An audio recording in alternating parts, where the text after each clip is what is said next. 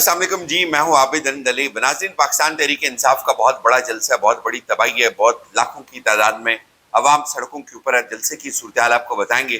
ایک خاتون نے جلسے کے اندر اتنا خوفناک قسم کا جو آپ کہہ سکتے ہیں کہ معرکہ سر انجام دیا ہے، اس کا ذکر کرنا بہت ضروری ہے۔ اس کی تفصیل آپ کو دیں گے۔ بڑا بھرپور جلسہ ہو رہا ہے، بڑی تباہی ہے۔ اس کے ساتھ ساتھ ناظرین، آزاد کشمیر کے اندر حالات بہت بگڑ گئے۔ آزاد کشمیر میں 29 تاریخ سے پہلے ہی ایک بڑی خوفناک صورتحال بن چکی ہے۔ آزاد کشمیر کے اندر کیا چل رہا ہے، تمام میڈیا کو بلاک کر دیا گیا ہے۔ اس کی ڈیٹیلز بھی آپ کو دیں گے، لیکن اس کے ساتھ ساتھ آپ کو بتائیں گے کہ ایک خاتون جو تھی، جو اسرائیل کو تسلیم کرنے کی بات کرتی ہے، وزیر اعظم شہباز شریف کی تقریر لکھتی ہے، وزیر اعظم شہباز شریف کی بڑی سیکرٹ فائل تک اس کی رسائی ہے۔ اب اس خاتون کو جو ہے وہ اس کی درگت بن گئی ہے، یا اس سے اظہار لا تعلقی کر دیا گیا۔ اس کو کہا گیا کہ بھائی ہمارا تم سے کوئی تعلق نہیں ہے، لیکن اب وہ خود کچھ نیا بول رہی ہے، خود کچھ بہت حیران کن انکشاف کر رہی ہے، وہ بھی آپ کو بتائیں گے۔ لیکن پہلے ذرا کشمیر کی بات کرتے ہیں ناظرین۔ آزاد کشمیر میں صورتحال بہت خراب ہو گئی ہے، بہت ہی حالات بگڑ چکے ہیں۔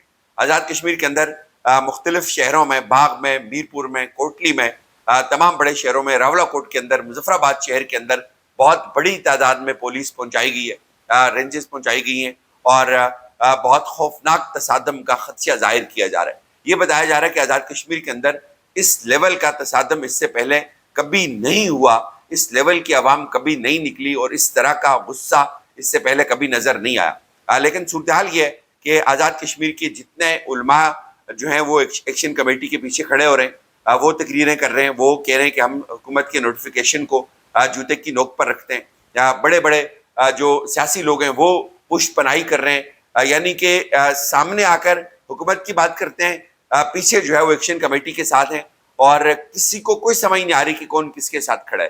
اتنی کنفیوزنگ صورتحال پیدا کر دی ہے آزاد کشمیر کے اندر۔ ایک طرف یہ بڑے بڑے سیاستدان کہہ رہے ہیں کہ یہ 12 نشستیں پس پردہ کہہ رہے ہیں ختم ہونی چاہیے، کیمرے کے سامنے آ کر کہہ رہے ہیں نہیں ختم نہیں ہونی چاہیے، یعنی ایک عجیب صورتحال بن گئی ہوئی ہے۔ اور آزاد کشمیر میں جی تمام سوشل میڈیا ایپس جو ہیں، فیس بک جو ہے، جو واٹس ایپ ہے کہا جا رہا ہے، اس کو بھی وہ بھی فائر وال کے نیچے آ گیا، یا وہاں پہ ان کو بلاک کر دیا گیا۔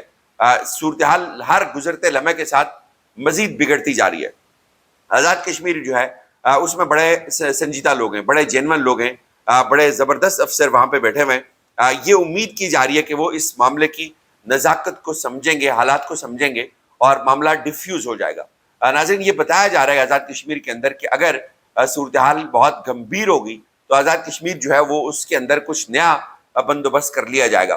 یہ ایک بہت خوفناک صورتحال ہے۔ اس پہ ایکشن کمیٹی کے اوپر بھی اتنی ہی ذمہ داری عائد ہوتی ہے جتنی دوسرے لوگوں کے اوپر ہوتی ہے، کہ معاملات کو سلجھانے کی طرف لے کے جائیں۔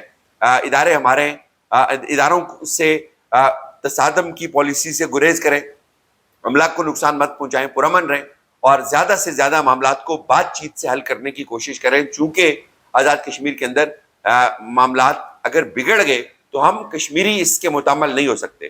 صورتحال بہت خراب ہے۔ اگین میں کہوں گا حکومت پاکستان کے اوپر بڑی ذمہ داری عائد ہوتی ہے کہ وہ دوبارہ سے مذاکراتی ٹیم جو ہے وہ تشکیل دیں، ان کے ساتھ بات چیت کریں، ورنہ صورتحال بہت گمبھیر ہو جائے گی۔ ناظرین، شمع جنیجو صاحبہ ہیں، ایک خاتون ہے جنہوں نے پہلے یہ دعویٰ کیا کہ میرے پاس وزیر اعظم شہباز شریف کی بہت خفیہ فائلوں تک کی رسائی ہے۔ انہوں نے پھر یہ بھی کہا کہ میں شہباز شریف کی تقریر لکھتی ہوں۔ انہوں نے پھر یہ بھی کہا کہ میں اسرائیل کے حق میں ہوں، میں نیتن یاہو کے حق میں بات کرتی ہوں۔ اور اس کے بعد پھر وہ دیکھی گئی خواجہ آصف کے بالکل پیچھے بیٹھی ہوئی یو این کے اس سیشن کے اندر۔ تو ان سے لوگوں نے یہ سوال پوچھا کہ یہ خاتون جو ہے، جو اسرائیل کو سر عام تسلیم کرنے کی بات کرتی ہے، یہ کس کیپیسٹی میں اس مشن کا حصہ ہے؟ اور پھر لوگوں نے اس کے تمام ٹویٹس نکالنا شروع کر دیے۔ تو اس کے بعد جی جب سوال پوچھا گیا تو خواجہ آصف نے کہا جی میرا تو اس سے کوئی تعلق نہیں ہے۔ لوگوں نے تصاویر اٹھا کے ان کے منہ پہ مار دی کہ بھائی یہ تصاویر ہے تمہارا اس سے تعلق ہے، تم اس کے ساتھ ہو۔ اور اس کے بعد خواجہ آصف نے کہا جی کہ میں تو اس کو نہیں جانتا۔ لیکن اس کے بعد وزارت خارجہ سے پوچھا گیا کہ کیا آپ نے اس خاتون کا لسٹ میں نام ڈالا ہوا تھا؟ تو وزارت خارجہ نے بھی شمع جنیجو صاحبہ جو ہیں ان سے اظہار لا تعلقی کر دیا۔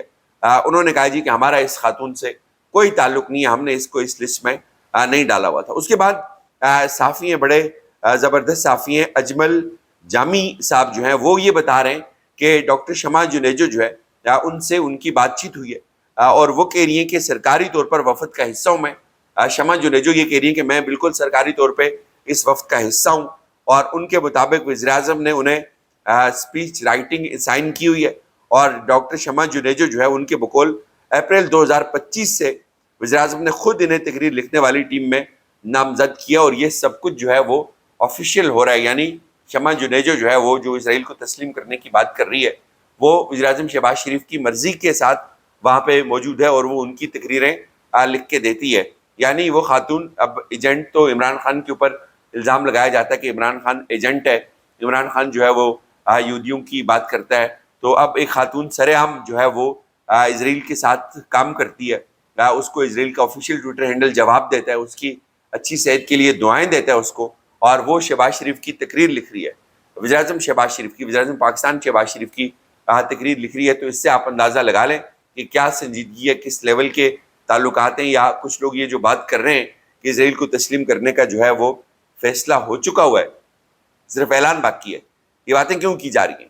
بہرحال پاکستان تحریک انصاف کا جی آج جلسہ ہے، اور یہ بہت خوفناک جلسہ ہے، یہ بڑا بھاری جلسہ ہونے والا ہے، اور اس میں جو سب سے ایک یونیک چیز مجھے لگی ہے وہ میں آپ کے سامنے رکھ دیتا ہوں. پہلے چیف آرگنائزر پنجاب جو ہیں عالیہ حمزہ صاحبہ، یعنی یہ خاتون نے پورا نقشہ ہی بدل دیا ہے پنجاب کا.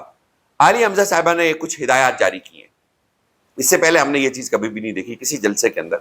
عالیہ حمزہ کہتی ہیں کہ 27 سپتمبر پشاور جلسے میں شرکت کے حوالے سے ہر MNA، ہر MPA اور ہر ٹکٹ ہولڈر اپنے ساتھ آن لائن میٹنگز میں بتائی گئی مطلوبہ تعداد میں کارکن لازمی لائے گا.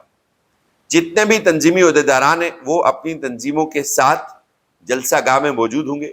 جلسے میں داخلے سے پہلے ٹیم چیف آرگنائزر پنجاب کا استقبالیہ کیمپ جلسہ کے بالکل پاس لگا ہوا ہے. استقبالیہ کیمپ پر رجسٹریشن اور حاضری لازمی کروائیں، اسی جگہ پر حاضری مارک ہوگی اور جلسے میں شرکت کریں. یاد رکھیں یہ صرف ایک جلسہ نہیں بلکہ وزیراعظم پاکستان کی رہائی اور انصاف کے حصول کے لیے ہماری اجتماعی کوشش ہے. یہ کون بات کر رہا ہے؟ یہ عالیہ حمزہ بات کر رہی ہیں. عالیہ حمزہ کیا کہہ رہی ہیں کہ یہ جلسہ جو ہے عمران خان کی رہائی کے لیے ایک مشن ہے، اور اس کے لیے ہم نے بھرپور نکلنا ہے. لیکن یہاں پہ کچھ اور لوگ ہیں جیسے علی محمد خان. علی محمد خان کہتا ہے یہاں پہ کوئی بہت بڑا اعلان نہیں ہو سکتا. یعنی وہ کہہ رہے ہیں کہ یہ جلسہ ہے، نارمل جلسہ ہے، اس پہ کوئی بڑا اعلان نہیں ہو سکتا. دوسری طرف جو اسد کیسر ہیں، اسد کیسر یہ کہہ رہے ہیں کہ یہ عمران خان کی رہائی کے لیے ایک بینچ مارک ہے، ایک تحریک کا آغاز ہے. کنفیوژن ہے. کنفیوژن یہ ہے کہ کچھ لوگ ایسے ہیں جو جلسہ کامیاب نہیں کرنا چاہ رہے، کچھ لوگ ایسے ہیں جو گند کرنا چاہ رہے ہیں، لیکن یہ بہت بڑا جلسہ ہونے جا رہا ہے. یہ جلسہ پاکستان کی تاریخ کا سب سے بڑا جلسہ ہوگا. اس میں انتظامات کم پڑ جائیں گے. ابھی سے جو ڈیٹیل آئی ہے وہ اس میں اس وقت لاکھوں لوگ جو ہے وہ سڑکوں کے اوپر ہیں. ٹویٹر کے اوپر خان کی کال پر عوامی ریفرینڈم، نو ڈاؤٹ یہ بڑا ریفرینڈم ہے، اس میں بہت بڑی تعداد میں لوگ نکل رہے ہیں. یہ بہت بڑا جلسہ ہونے والا ہے. لیکن کیا اس جلسے سے مقاصد حل ہوں گے؟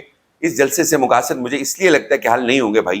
اوپر جو آپ کی لیڈرشپ بیٹھی ہوئی ہے وہ کمپرومائزڈ ہے، وہ نہیں چاہتی کہ معاملات حل ہونے کی طرف جائیں، وہ نہیں چاہتی کہ حالات بہتری کی طرف جائیں.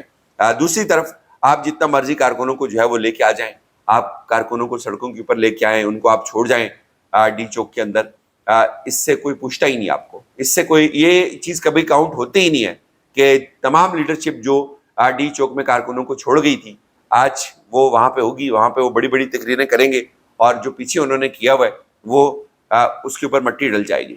آج بھی تحریک کی جو لیڈرشپ ہے اس کو کوئی بھی اکاؤنٹیبل نہیں ٹھہراتا، اس سے کوئی سوال نہیں پوچھتا کہ بھائی یہ سب جو آج تک ہوا ہے اس میں آپ لوگ کہاں ہیں؟